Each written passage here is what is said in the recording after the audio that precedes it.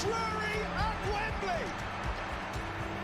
He could play for... Okay, let's go back to the Premier League. I mean, this season, Premier League is doing a lot of business, you know. First of all, everybody's talking about Chelsea and Everton. That I gotta give it to them. They're doing a lot of business. But one thing I'm worried about Chelsea is, number one thing, I was actually talking to my cousin about it the other day, position overload. For sure, if you have a lot of top players, like 4 players in one position, you gotta know how you're gonna change them so that you can keep them on form, because when somebody is not on form, he's not going to be satisfied and it's going to affect his performance for the season.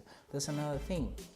You can have a team full of good players. You can have a team full of good players all over, from the goalkeeper to the striker. But if you don't know how to keep them on form, giving them game time, making sure that they're performing in training, it's going to affect their performance no matter the quality. If you ask me, somebody like Michy Batshuayi has always been third fiddle in Chelsea. Sorry, Michy Batshuayi has always been in third fiddle in Chelsea. But when you see him going to Belgium, he's considered, he scores. So what does that mean? He only needs time to adapt. And that's one thing I don't like about loan systems. They can make a top player look like not a top player because there are people who take time to adapt. For instance, he was taken to Crystal Palace, is it? That's a new team. That's a new type of gameplay. He went on January, and then people are expecting instant performance. Because me, I think it is hard to have instant performance because, look, a player has a preference of how he coordinates with the rest of the play, especially a striker. You know, a winger can force a game. He can try and push and just put crosses in it. But strikers, you know, mostly what I know about Crystal Palace, they play a 4-2-3-1. 4-2-3-1, what does that mean? That's a lone striker who needs to be serviced. The question is he being serviced enough? You know, you need a good attack midfielder who can pass the ball through the spaces so that he can give the striker a chance to shoot. Look at how they play in Belgium, you know. Michy Batshuayi the other day scored 2 goals out of direct gameplay, you know, which is what he needs, you know. He needs that. He needs to get a lot of balls inside the D so that he can be able to score or do something like that. Because if it's somebody who actually performed well in France League, top striker in Marseille, he can do it. The only thing he needs is just adapting to the game, you know. But if you ask me, I can't say that Chelsea play a certain brand of football. Let me just say that. May think just Chelsea pass to shoot. It's a counter. It's not. It's what. That's what I'm trying to say.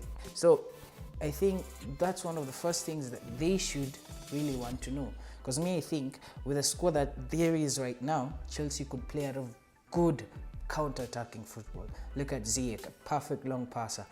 Timo Werner, master of counter-attacks. Look at him when he was at Leipzig. Pulisic, he did a one-man counter-attack against Manchester City. It was painful, but definitely I feel he's the best. He's the next Hazard, because that boy is something else. Pulisic is something else. I like that guy.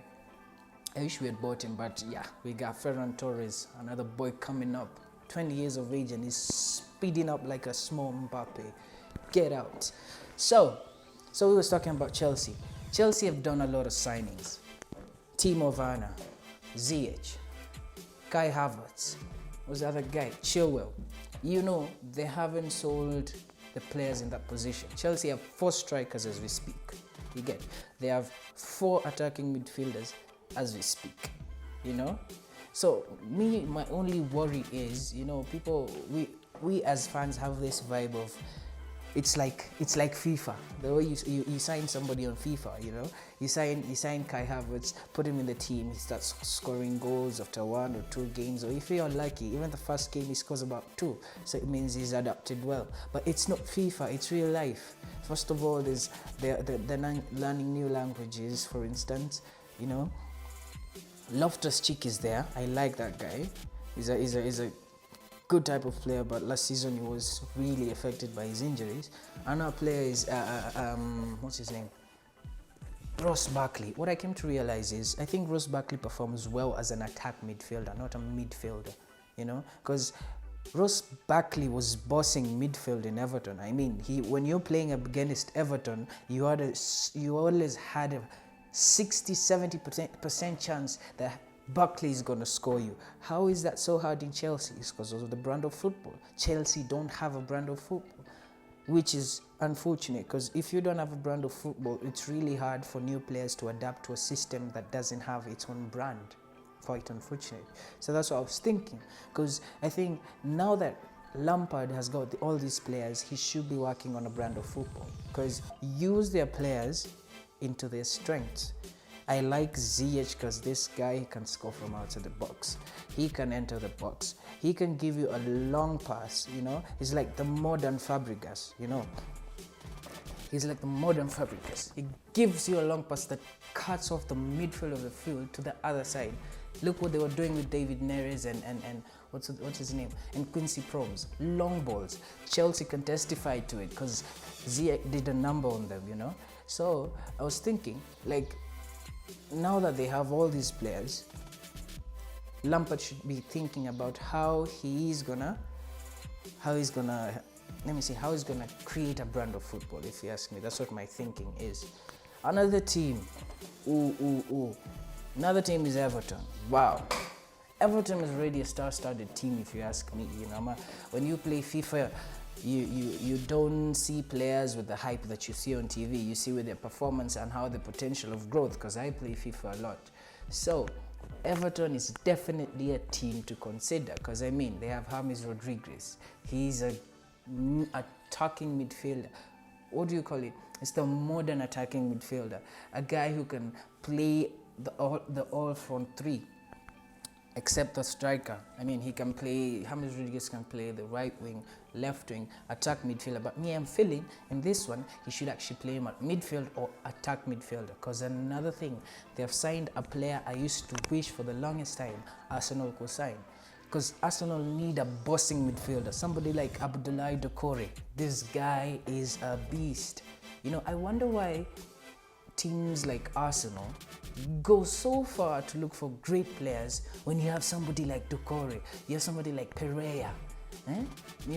Because, okay, I'm not underrating Pepe. Pepe is a good player. I've seen his game in Lille and everything.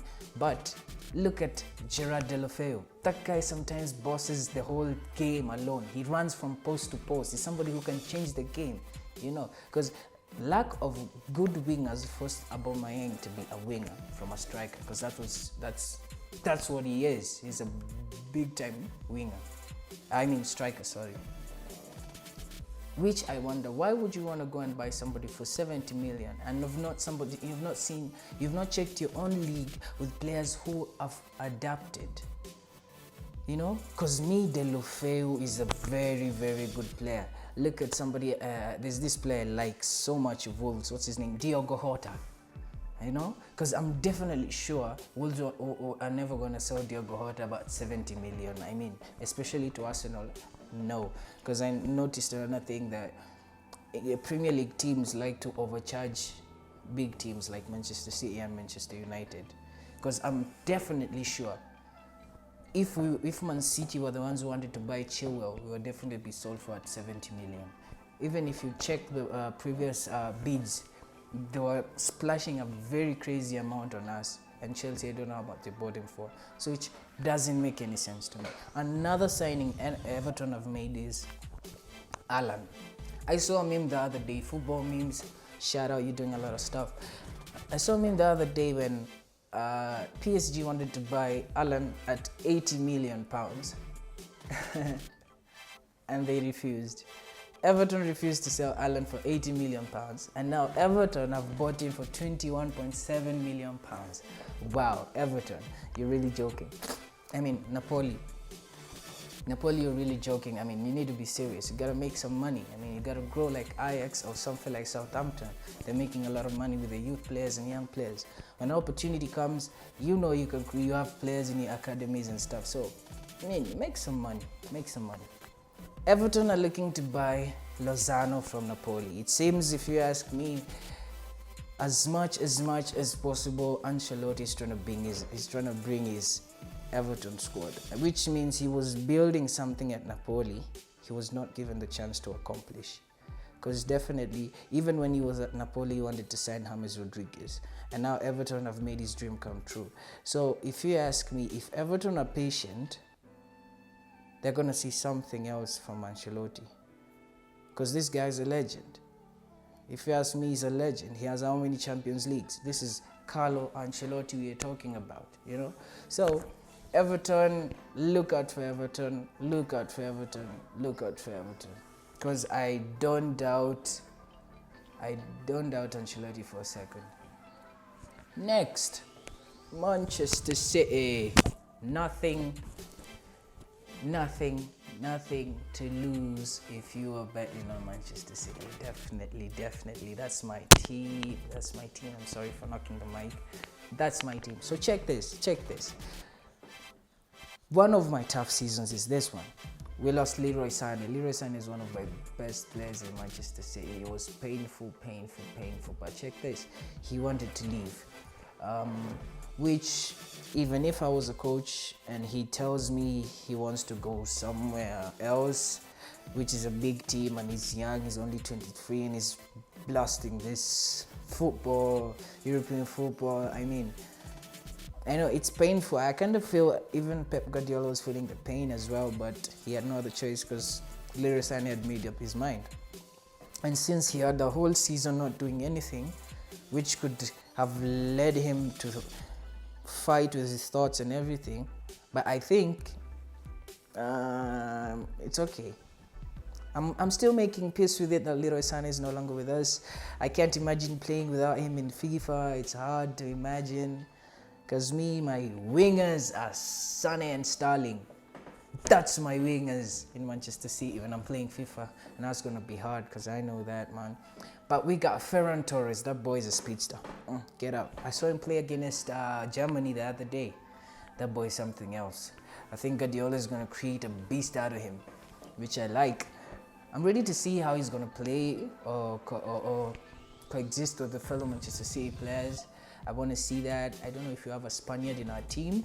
I don't know, because David Silva went. I don't know if you have a Spaniard, but I'm pretty sure he's gonna manage, because I saw he's a bold guy and he's willing to learn. Because I mean, even me, if I'm playing alongside De Bruyne, that's something else, man. There's nothing should make me stop and try not to be the best player. And he's giving me those passes when I'm running through, cutting in between defenders and finessing it at the top corner. Get up. Listen. But my interest this season was not necessarily in the forward. I want us to sign defenders. You know, I want to take this. I want to talk about this for real. Listen. People are saying Manchester City are not performing. They're no longer great, and what. I'm pretty sure if any of the teams in top four suffered the injuries we suffered in our defense, none of them would have finished top four. So you gotta respect our team, man. You gotta respect Manchester City, how they play. Because think about it. There was a game, it was versus Crystal Palace. There was not even one centre back in the team. All of them were injured. Laporte, 7 months. Stones, a month. Otamendi, muscle injury. Fernandinho, I don't know what happened to Fernandinho. Actually, Fernandinho played. Imagine Rodri and Fernandinho were the centre backs of that day. And we still won that game 2-0. Somebody give us some respect. Yeah? I'm not a hater or anything, but I'm going to tell you this. If Liverpool had lost their defenders, just centre backs, not even 3, just 2, Van Dijk and Lovren, you definitely see how that team will perform for almost a month or 2. Really, let's be honest, Man City tried. But I can say that this season was really not for us, because there was a lot of unfair stuff, you know. Some VARs that were really painful, especially versus Liverpool, the 3-1. 2 handballs inside the D. You don't even have VR to see it. But guess what? No handball. That's how it works. No? VAR. You know. It's tough. But what? Check this. We still made it number 2. We're still a big team. We're still respectable. Even Messi himself wants to come. And I'm not sure, but if he comes, I don't want anybody to be sold. I just don't want that. Yeah. So anyway, so fellas, you are the FIFA family. Definitely you love FIFA. These are the 2 teams, no 3, let me 2 Premier League teams first. Let me tell you this. If I was starting a career mode, most of the times I don't like starting career modes with big teams.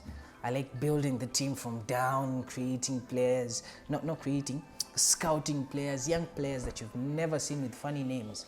You know, I like that. I like that more than players you already know. So that, because I like when I create a team, it has full players who are from the scouts and they are playing against Real Madrid. You see, it's your brand of players versus Modric and Cruz, and then when they perform, you feel like, yeah, damn, I'm a coach. I'm doing a lot of difference.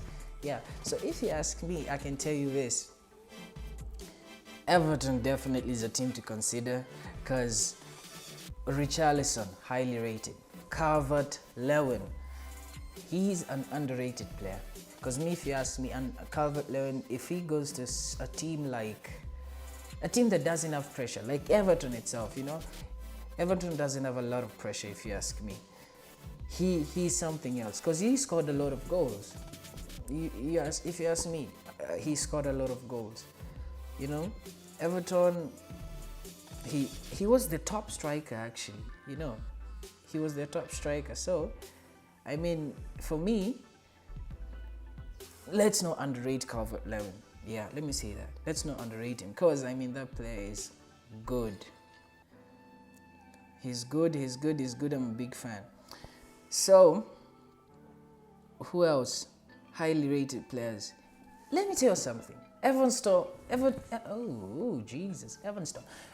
still have Gylfi Sigurdsson. They still have Bernard. These are good players. You've seen them play before. They have the youngster, Tom Davies, 20 years of age. Still a lot to learn. And if he has James Rodriguez playing next to him, if he has somebody like Abdoulaye Doucouré playing next to him, that boy is definitely gonna grow. Because I know and I trust Ancelotti to that extent. Let me just say that, because I actually thought Ancelotti was gonna be the Arsenal coach. But check this, they had to get Arteta from Manchester City, which is an honor as a Manchester City fan. I mean, Arteta won 2 Premier League titles. Arteta won FA and the Carling Cup with Manchester City, which is an honor. So shout out Arsenal. I'm starting to love you. I'm starting to love you a little bit, So Chelsea, Everton. Bayern Munich is a team to consider, but check this. It's already a star-studded team. The fun of FIFA career mode is building a team from down. So I take something like Borussia Mönchengladbach, buy the youngsters at Dortmund, and build from there on. That's what I do. This is a secret I do in my career mode. Listen, I go to a team, I see their ratings, I check their ages. If their ages are small, young players, and their ratings are high, definitely I would put an older person at the bench and play the young player, or play young player with the old, because for me, it's like something I think in my mind. I think that when you play an old guy, an old dude with a young dude, they're gonna complement each other in the game, and it's gonna make this young dude to get mature in the game. So that's what I do. If I have a striker who is about 33, 32, probably Raphael. I don't know if he went, and I don't know if he's still in Mönchengladbach, but yeah, probably something like Raphael. I would go and buy a younger striker, because definitely for a team like Mönchengladbach, they play for top 6. Yeah, so there you can risk and bring a young player in and put him to rotate with the older guy, at least 2 young players. Somebody who's not going to disturb you with a bad playing time and stuff. It's just you to rotate so that he can grow as they continue to play. That's what I do. So, it's been an honor, guys. Welcome to Super Football World. Like, subscribe, give me 500 likes. Let's make a difference this 2021. Keep safe, put on your mask. Mine is on. It's just I've After Effects it's not here. It's on, but it's on. It's not. Whatever, man. Whatever. Have a good. Fulham versus Arsenal. Crystal Palace versus Southampton. Liverpool versus Leeds. And West Ham versus Newcastle. So, these are my predictions. Don't judge me, but I'm trying. Fulham versus Arsenal is going to be a tough game. Definitely. First game of the season is either tough or trash, but definitely tough. Because every team wants the first to draw first blood, have the first taste of points of the season. So for this, I think it's going to be a tight game, or Aubameyang becomes Superman again and he carries Arsenal. But check this. Arsenal versus Fulham. I feel it's going to be a 2-1, 3-1 maybe. Arsenal 2-1, Arsenal 2, Fulham 1, or Arsenal 3, Fulham 1. For the next one, Crystal Palace versus Southampton. I mean, Hansel Hart, I think that's his name. He's doing massive work. Did you think they won 14 games and they survived relegation? Wow, that coach is something else. He has a lot of influence despite the language barrier. He's learning, maybe, I don't know if he has language barrier, but I'm pretty sure he's used to German more than English, but he's doing wonders. Liverpool versus Leeds, I mean, this is Marcelo Bielsa. They signed Rodrigo from Valencia. He's a poacher of its best. I mean, one of the best strikers in Spain. I don't know why he doesn't play that much. But anyway, but you never know. But for me, Liverpool have not been that convincing, especially the top three. I think Mane is the only one playing well, even in the friendlies. But yeah, because even in the friendlies, it's the youngsters who are really doing something. And I'm pretty sure Jurgen Klopp is not going to play the youngsters. Next one, West Ham Newcastle. Newcastle are doing a lot of business. They've signed Callum Wilson and what's his name? It's Richie. No, Richie has been in Newcastle. What's his name? I can't remember. But they've signed 2 players from Bournemouth, which is something. And yeah, West Ham and Newcastle, that's going to be a tough game. So let's see. You put your bets, let's see what's going to happen. Me, I believe Arsenal is going to win Southampton. For the Leeds, it's hard, but Liverpool are at Anfield, so it's going to be hard for them, even though they're a good team. I'm going to give this to West Ham. Let me give it to West Ham versus Newcastle, yeah. So, I forgot to say something else. This is a message to you, Koulibaly. We need you at Man City. We need that perfect partner for Laporte. And I believe you were chosen when you were born. Let me enter the Tommy Shelby accent. Koulibaly, this is your time. Get on a bus and rush to Manchester. Or a plane. Because you were born to be in Manchester City in the bleak midwinter. Bye guys, like, subscribe. Welcome to Super Football World, where football lives. Happy 2021, because this is going to be a great season. I can feel it in my bones. See you next time. Love you guys. Love you, my friends. Toodles. Yeah.